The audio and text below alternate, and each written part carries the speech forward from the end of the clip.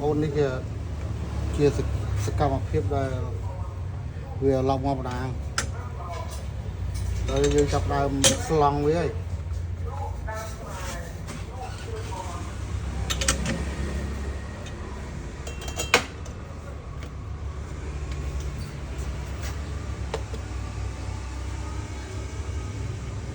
thì long những dương từ xong tre về tròn mai về rê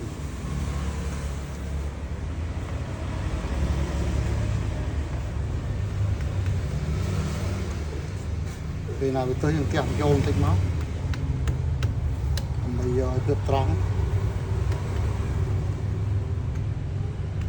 có tiệc kinh cài thích nó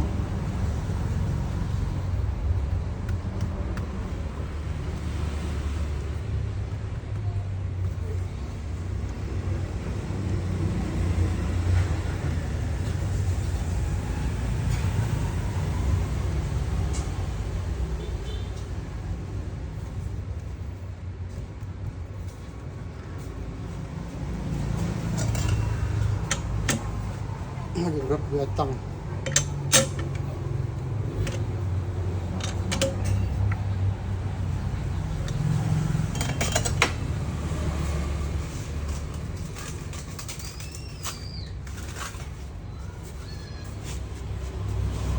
mấy crop long từ miền Sam 4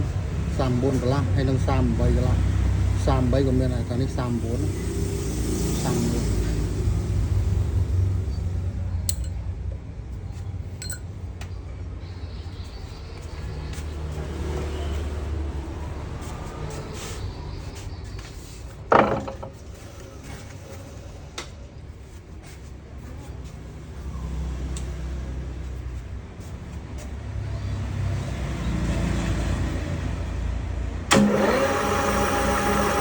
chọc lòng luôn đó, tròn đó nè.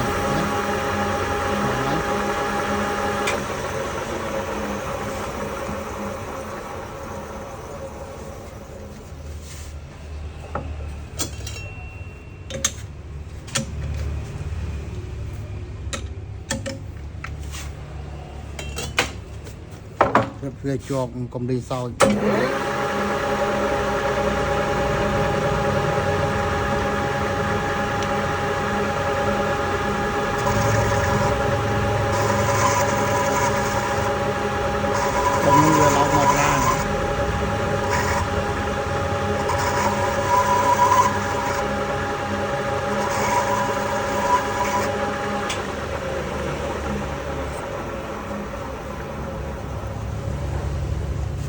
Trong kiếp của ban trong xì lơ của ban mệt kiếp của miền này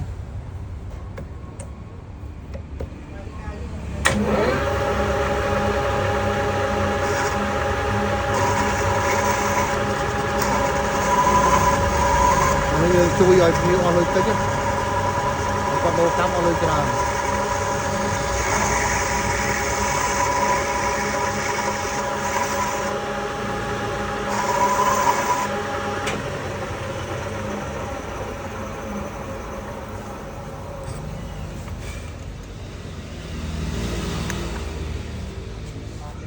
nó như chọc làm trâu là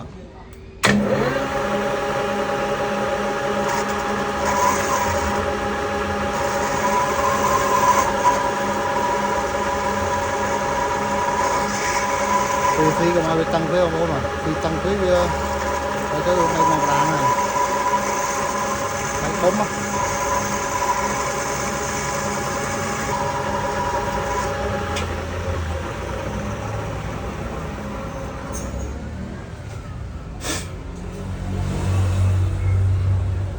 cho bạn tới ấy xin đi tiết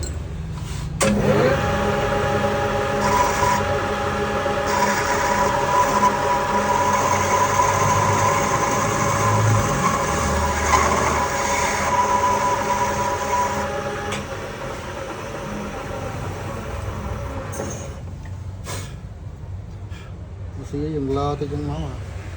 mọi tăng bột đi tiết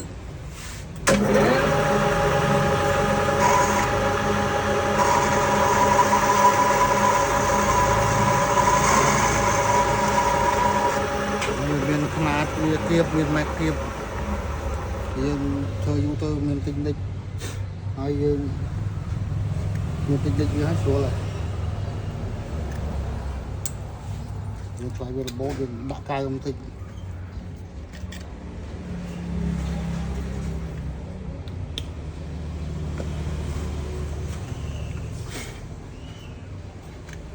ណា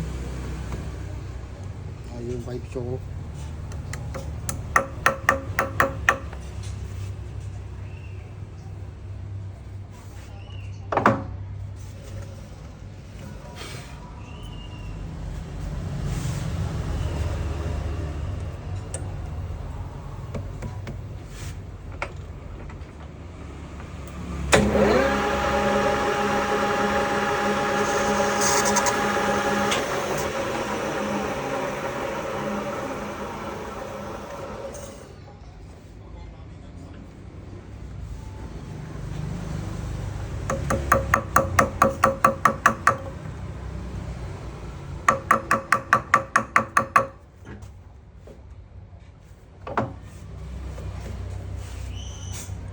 ហើយយើងប៉ាត់មុខវាទៀតប៉ាត់មុខវាដើម្បីយើងស្រួលវាយប្រាំចូលទៅយើងវាវល់យើងធ្វើចឹងម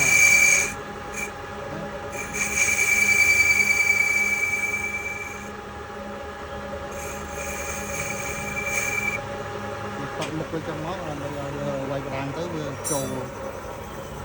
ណា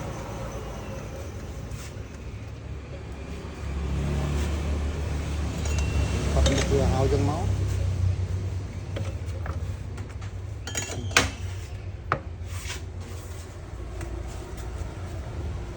nhé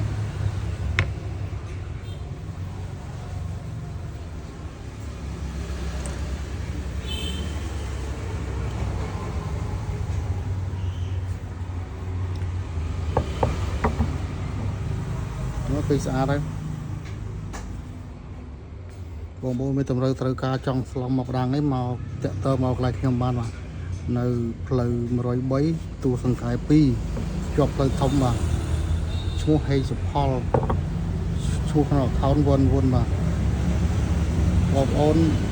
មើលឲ្យដែលវាមានបញ្ហាអញ្ចឹងបងប្អូនអាចជួសជុលប្រើវិញបានណាប៉ាត់មុខវាអញ្ចឹងដើម្បីយើងលើផ្ដាំង6301លើបានហើយបាទបងប្អូនកុំភ្លេចជួយ like ជួយ follow ឲ្យផងបាទអរគុណច្រើន